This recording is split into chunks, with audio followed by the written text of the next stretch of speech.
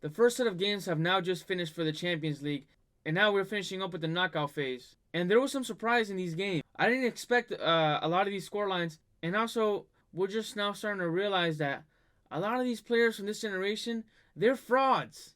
They're frauds. And I'm going to start off with the team that has the most frauds, and that's Milan. Milan lost 2-1 aggregate against Feyenoord. It's crazy because, look, if you look at all these players that Milan currently have, and you think to yourself 5 years ago, Milan has João Felix, they have Pulisic, and they have Rafael Leao.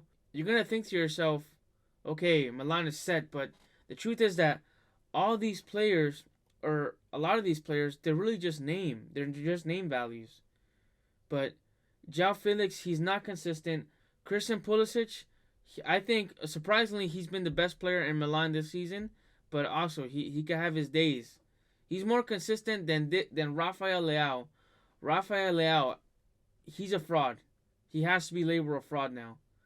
This dude, I've never seen a player with so much talent, yet he just doesn't turn on. It just seems like, to me, the mystery of Rafael Leao has to be one of the biggest mysteries in the world. This dude has so much technique. He is good. He is fast. He is big and strong. Literally everything you want in a player. But he just doesn't turn it on. It's so weird. Um, and then Theo Hernandez. Honestly, my one issue, I can't blame him. I can't blame Theo Hernandez. His first yellow card was dumb. Like, why are you going to be pushing this player along the field and pulling his shirt? And now you have to play careful with a yellow card. But did he deserve the yellow card? Yes. By the book, he did deserve this yellow card. If you dive, you deserve a yellow card. My only issue is that everyone dives. Everyone dives, and the referees never give them yellows. So it's either you give a yellow card for everyone, or you don't give a yellow card to anyone, especially in this high-pressured game where you're trying to get every inch that you can. So I don't like that the referees recently, it seems like in football, they've been trying to get themselves a little bit too involved in the game. Just let them play. Don't let the referee be a talking point. And yeah, you did the right thing by the book, which is giving someone who dives a yellow card. But no one gives them a yellow card. No one gives a player a yellow card. You know how many yellow cards Vinicius will get? You know how many yellow cards players from Manchester City or players from Barcelona will get? Like, all these players, they dive every single game, and no one gives them yellow cards. So I think it is good that you give players yellow cards, but it has to be every single time they dive that they get some type of repercussion for this. So I think that just kind of pissed me off about this game. The referee seemed like he got a little bit too involved, and yeah, Milan. It sucks because on paper this team is good. They couldn't put it together, and yeah, they lost 2-1 aggregate. So the next surprise was Atalanta lost 5-2 aggregate against Club Brugge. And I mean, this is a very well team. They're the only team that beat Bayern Leverkusen last year, and they kind of build off their team. They didn't lose any super important player over the summer. And if anything, I thought they got better. They gave a club like Madrid even a tough match. So I definitely wasn't expecting that, but I'm not gonna lie. I this was the one game that I didn't really pay attention to. Benfica against Monaco. This was a good game. I was able to watch the last couple minutes of it. But yeah, I mean, Benfica were able to pull it through. I think they play either Liverpool or Bayern Leverkusen next round.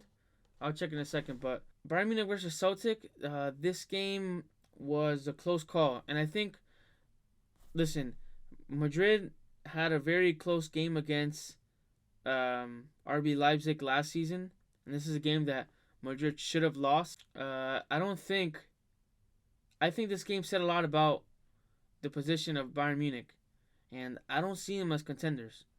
This has to be one of the, if you look at it from a big perspective, overall perspective, this has to be one of the weakest Champions Leagues. It has been more of an entertaining Champions League overall, at least from the beginning phases, but the strong teams aren't that strong. The gap has kind of closed from all the big teams. Bayern Munich, I don't know. It's because, I mean, they have good players. Yeah, on paper they have really good players, and they bought these players young when they were prospects, but they just haven't really shined as bright as they could. It might have been because Bayern Munich has been having issues with their managers over the past couple years, but I don't know. Bayern Munich, they're just not good. Like the players that they have in 2025, they're not that good. Besides Harry Kane, Alfonso Davis, and Musiala, who can't finish. I mean, he's a great dribbler. He just can't finish. Um, but the rest, they're just a little washed. And then Company, he's not a good coach. I never thought Company was a good coach. Even when Bayern Munich was going through a good moment, I knew that it was too early to say that they were contenders. But we're in the middle of February, end of February really, and Bayern Munich aren't looking good. Manchester City's basically on their way out. I mean, PSG is cooking, yes, but I would say the only four contenders in this Champions League is Liverpool. Madrid has to be in there, whether they're not doing that good. They have to be in the conversation. Barcelona are in the conversation, and you could say PSG. And am I missing another team? Bayern Munich would not be in there. Who else? I would say in Arsenal, you could say. So that's 5 teams. Arsenal aren't going to make it. That they're a long shot out because they just choke at everything. PSG also choke. So it's really just 3 clubs. Barcelona, Liverpool, and Real Madrid. That I would say have a more than a realistic chance of winning. The other ones are kind of long shots. But let's see who these teams will play the next round. Or who they possibly can play. So, PSG will play either Liverpool or Barcelona, so they're basically out.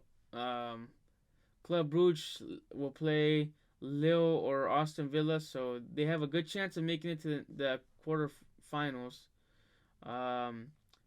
Let's see. Feyenoord is going to play Inter Milan or Arsenal, so I would expect them to be out the next round.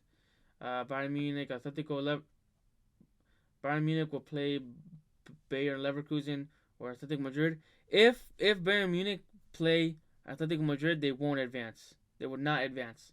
I give them no chance because whether Athletic Madrid has issues attacking like they always do, they know how to defend, and this team has defensive, and this Bayern Munich has defensive issues. So I don't give Bayern Munich much of a chance. Bayern Leverkusen, they were getting outplayed by Bayern Leverkusen in their league, but I still think Bayern Leverkusen in the Champions League, it seems that heritage matters, and when you play in a club in the same league, you kind of accept that heritage. So I do think Bayern Leverkusen would most likely lose to Bayern Munich, even though in the league Bayern Leverkusen was a better team. And then Benfica is either playing Barcelona or Liverpool. Yeah, Benfica's out. So, yeah, I mean, it seems like most of these teams that have qualified would be losing in the next phase, which I guess is what should happen. But we'll see. Tomorrow's game, I think Real Madrid will go by Juventus.